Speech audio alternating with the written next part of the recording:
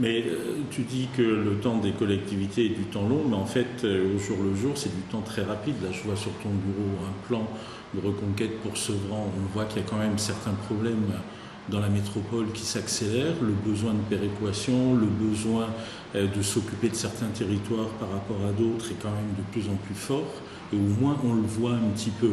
Et à côté de ça, on a l'impression que bon, trivialement, le Grand Paris, tout le monde s'en fout maintenant.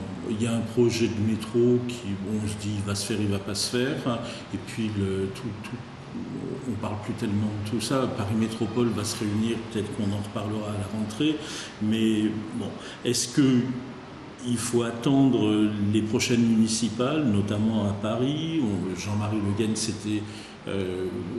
a commencé à parler soudainement du Grand Paris. Je ne sais pas si je l'avais beaucoup entendu avant, mais enfin, ce qu'il dit n'est pas inintéressant. Est-ce que c'est là qu'il va y avoir une accélération, ou est-ce qu'il faut attendre au calendrier, ou est-ce qu'on restera toujours à Paris sur une approche préfectorale? Non, je crois d'abord, je pense que tu as une lecture trop pessimiste de la situation. Delanoë avait bien mis en tête de chapitre la question métropolitaine dans la campagne électorale de 2008. C'était une grande première. C'est d'ailleurs dans le bilan des 10 années que nous venons de faire, c'est la question. C'est une question essentielle qui est mise au premier rang, je dirais, des réalisations parisiennes, c'est-à-dire la capacité que nous avons eue de faire bouger les lignes autour de cette question. Jean-Marie Le Guen ne dit pas des choses très extraordinaires, il a quelques formules à l'emporte-pièce.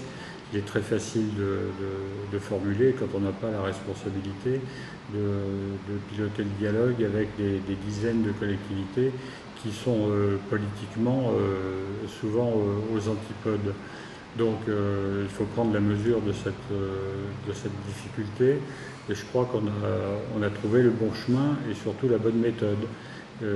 Par exemple, sur la question de la péréquation, je suis à peu près sûr, nous allons arriver à trouver un terrain d'entente, et ce qui n'est pas une mince affaire, puisqu'il s'agira de se répartir 270 millions d'euros, et de le faire de façon à ce qu'aucune commune d'Île-de-France n'ait un revenu qui soit inférieur à 60% du revenu moyen des communes d'Île-de-France. Donc c'est un objectif qui est extrêmement ambitieux, et ça, on va arriver à trouver la formule, avec certes des conséquences extrêmement fortes pour certains contributeurs. Je pense à Paris, dont la contribution pourrait se voir augmenter de 50%, passer de 100 millions à 140, 145 millions d'euros. Donc je pense qu'on est en voie de trouver la bonne méthode, et je ne vois pas s'il y a de préfectoral dans cette méthode d'avancée entre les collectivités. Bien.